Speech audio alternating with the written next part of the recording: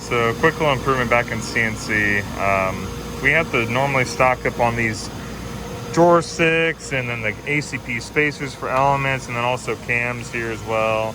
But what I decided to do is, instead of always having to do file, open, pull up the whole folder and actually having to search for what you're needing to cut, I decided just to simply go into here and edit everything you need to your favorites. So you can just go in here and find what you need, cut what you need to, and resupply.